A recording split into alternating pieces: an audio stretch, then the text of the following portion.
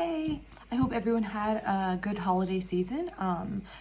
Christmas for me, always it hasn't been the best in the past. So I always get like a little off during Christmas. So in October I had day surgery that was supposed to be easy peasy lemon squeezy. But after that, it took me a little bit to recover. I got an infection, then I got another infection, and they couldn't really figure it out. That and Christmas coming just kind of threw me into a loop. And then a little bit before Christmas, I got COVID, and it knocked me on my butt. I'm not gonna lie. I just had a stuffy nose, didn't think nothing of it. And I was like, okay, I'm not sick. And then all of a sudden I just start feeling very tired. And I took another test, and sure enough, I tested positive for COVID. So it kind of threw me off because all I wanted to do is sleep. And I normally walk I enjoy walking. The summer I enjoyed running. Haven't ran since the summer and haven't walked in forever. So today I had a friend yesterday who said, you know what, let's go together. And I was like, no. And I was like, no, I don't want to slow you down. And that's my way of trying to be like, oh, cool, you go, I'll still go.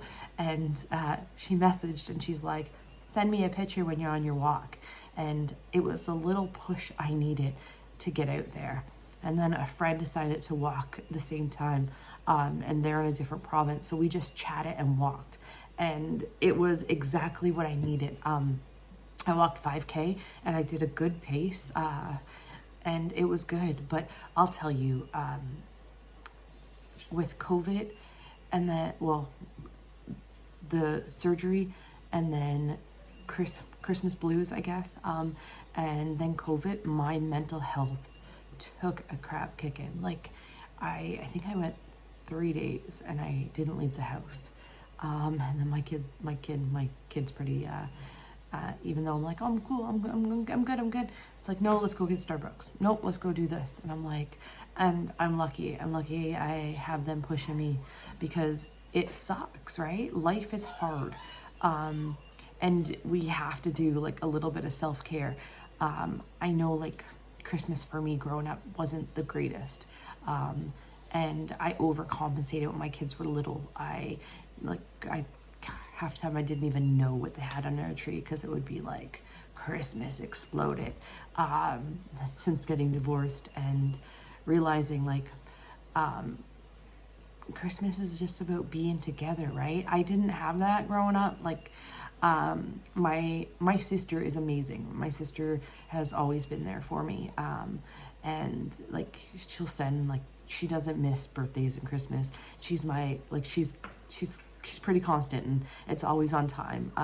But my kids don't really have that like family net. And I used to always be like, I'd take a nosedive for it. I'd be like, I wanted them to have that lifestyle, the lifestyle I used to see on TV and I want it growing up.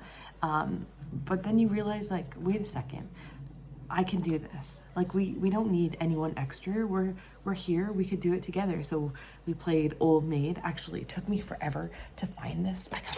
It's there. It took me forever to find this game. We used to play it when the kids were small, and I couldn't. I think it used to be at like one of the dollar store type chains, but couldn't find it. Went to the local game store here, didn't have it. Checked on Amazon, couldn't find it. And then I was walking through a mall and I found this little shop that was just a bit different.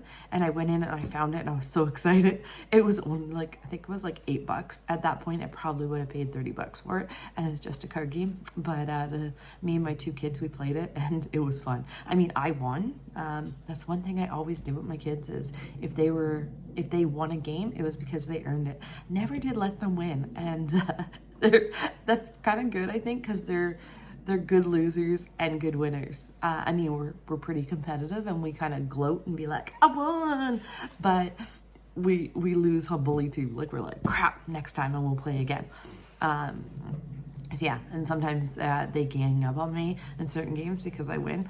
But like I grew up playing the vintage games, right? They play like the computer games and stuff. If we play something like on their Switch, yeah, they're kicking my butt.